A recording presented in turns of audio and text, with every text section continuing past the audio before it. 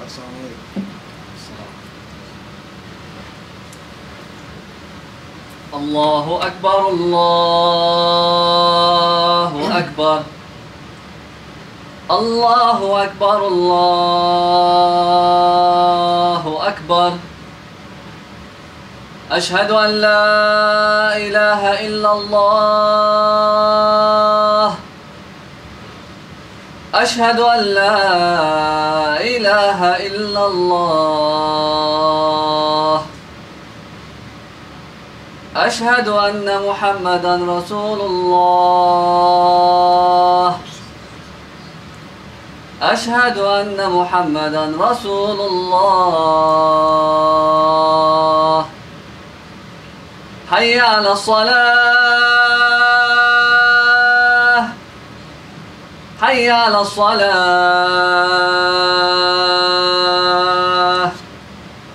حي على الفلاح. حي على الفلاح.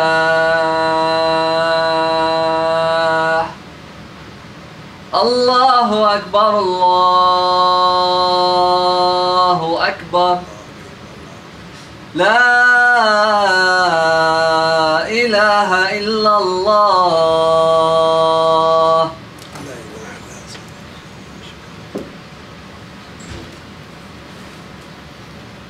إن الحمد لله نحمده ونستعينه ونستغفره ونعوذ بالله من شرور أنفسنا ومن سيئات أعمالنا. من يهد الله فلا مضل له ومن يضلل فلا هادي له. وأشهد أن لا إله إلا الله وحده لا شريك له وأن محمدا عبده ورسوله. يا أيها الذين آمنوا اتقوا الله حق تقاته ولا تموتن إلا وأنتم مسلمون. يا أيها الناس اتقوا ربكم الذي خلقكم من ناس واحدة وخلق منها زوجها وبث منهما رجالا كثيرا ونساء واتقوا الله الذي تسألون به وأرحم إن الله كان عليكم رقيبا.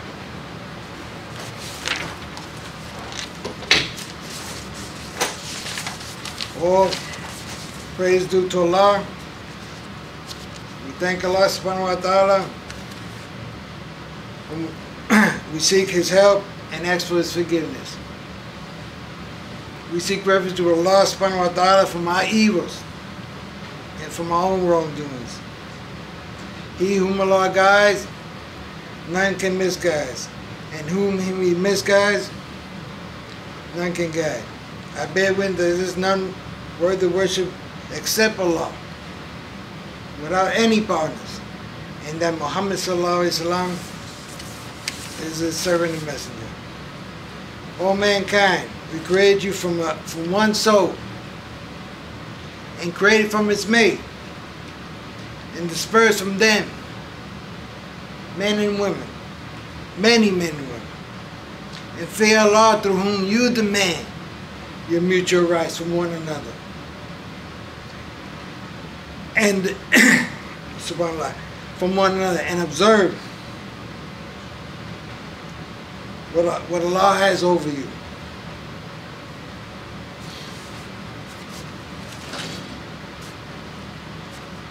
Alhamdulillah.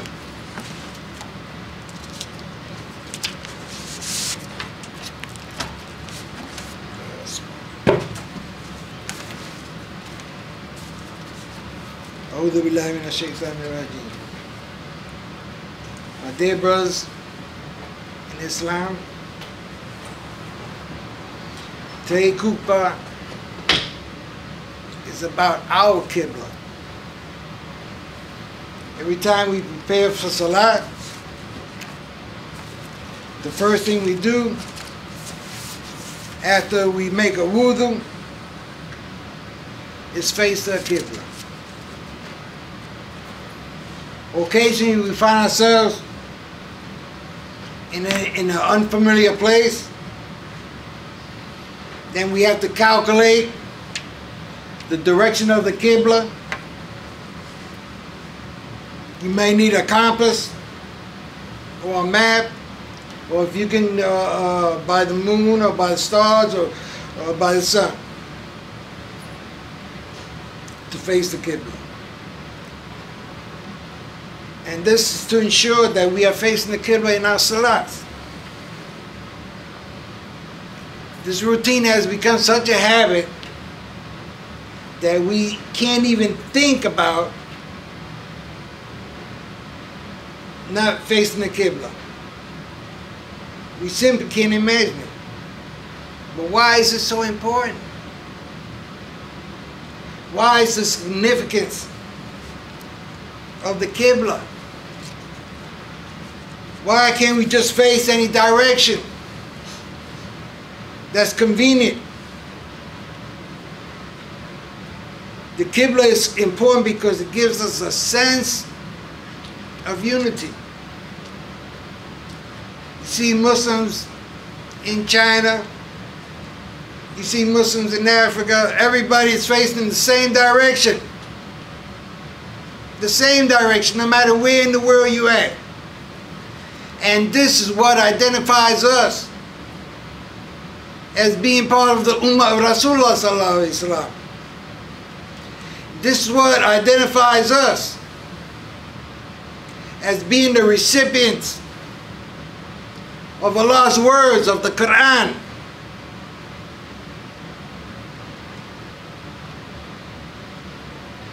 Qibla is important because it gives us a sense of unity that we need and discipline. If there was no Qibla, we would pray as isolated groups, different groups everywhere. The Qibla gives us a focus, a common sense, a purpose, a direction.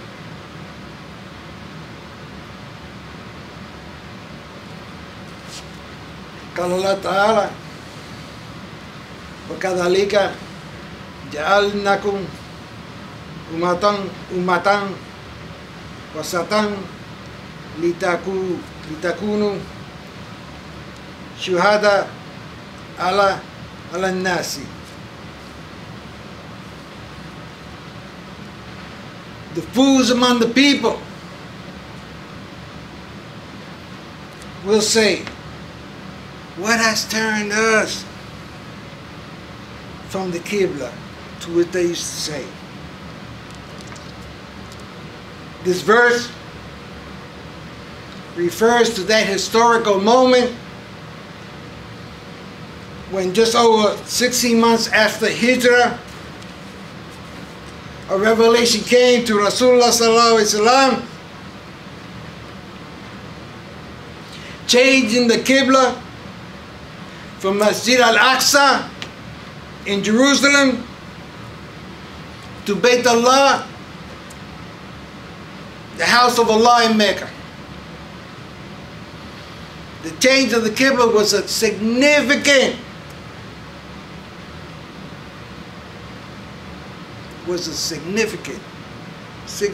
move,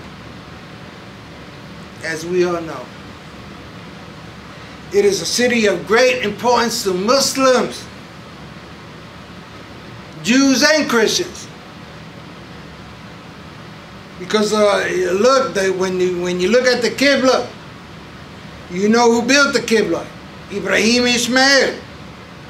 And they are, in Jewish history, in Jewish scriptures, they are in the evangelical scriptures, and they're in Quran.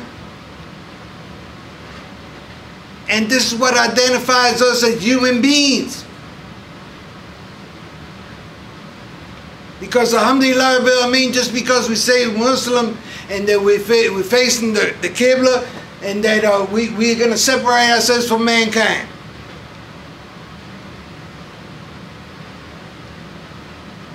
Now, by turning towards Mecca as a new Qibla, the Muslims could assert themselves as a new nation with its own distinct center.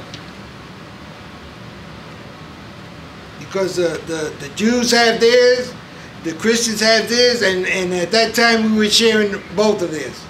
But now, alhamdulillah, we have our own Qibla that we facing, so that we can show unity within ourselves, unity as Muslims, as human beings. We can recognize all Allah's favors upon mankind through both Qiblas.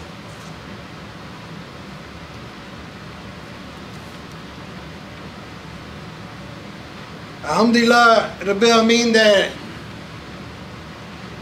it was built by Ibrahim, so this way there couldn't be no qualms or misunderstandings, even though that we still have misunderstandings of the Jews saying that it was Jacob that was the one that was going to be that Ibrahim was going to sacrifice, and we know that was the eldest son. The eldest son was Ishmael.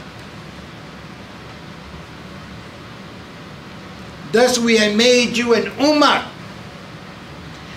justly balanced, and that you might be a witness over the nations, and the messengers are witness over yourselves.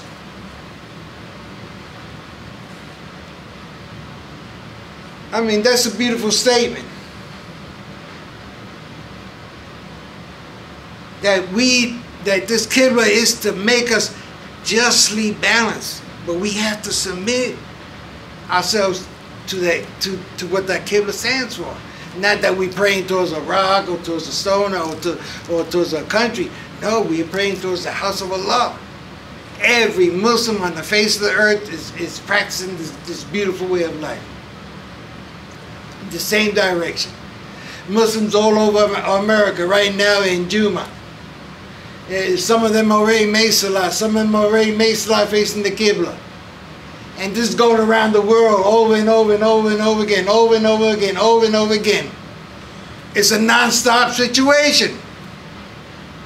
And for those that have been to Saudi Arabia, been to Mecca, you see the Muslims praying there all day long. They never stop. There's always somebody circumambulating the Kaaba. There's always somebody bearing witness to the wonders of Allah. And alhamdulillah that we are part of that family. So we bear witness to Allah's wonders within our own hearts. Another important result for the change of the Qibla from Jerusalem to Mecca was that it became a test of faith to separate the true believers. Separate the true believers from those that were taking this Islam as a game. We need to look at our situation right now as to where mankind stands, and know that we need to every day, we need to be constant of vigilance of our salats. Because if you don't think that nothing has an end, you're going to be surprised. Because Allah subhanahu wa ta'ala, in His infinite mercy, warns us of this. And Allah subhanahu wa ta'ala says, Ya ayyuhalladhina amanu attaqullaha haqqa tuqatih wa la tamutunna illa wa antum muslimun. O you who believe, revere Allah and do not die except as a Muslim. Alhamdulillah, A lot of us from the West, that we have the situation with the parents or the or the children not being Muslim because of the way this historical event took place. But alhamdulillah, that we have to, one thing about it is that we have to respect the religion of everybody. Because what does Allah say? La ikra fi din. No compulsion in religion. So if there's no compulsion in religion, you have to respect the next man's religion. You have to respect the next man's way of thinking. But above all, you have to respect and you have to submit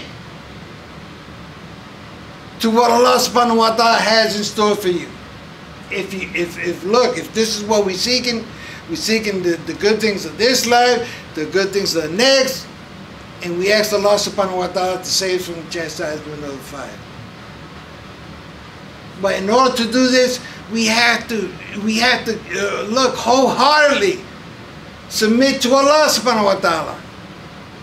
And when you submit to Allah subhanahu wa ta'ala, you become the best of the best. Because this is what Rasulullah sallallahu alayhi wa sallam was. The best of the best. The best example to follow. The Uswatan Hasana. The Rahmatil Alameen. There was nobody that was ever brought in this earth, birth, or anything else better than Rasulullah sallallahu alayhi wa sallam. Because alhamdulillah, he came for humanity. He came to give humanity reason to submit to Allah. Ya ayyuhan nasu. He talks about mankind. Allah talks about mankind. This message was delivered to all mankind. Not just to Muslim, not just to those who say, Ya ayyuhal ladina amanu. Yeah, I mean, look, even Shaitan believes. But does he submit? This is the key. Submission to Allah subhanahu wa ta'ala. And when you submit to Allah subhanahu wa ta'ala, your whole life changes. You start seeing things going right. But when you do wrong, and then you want things to come out right, that's a fallacy way of thinking.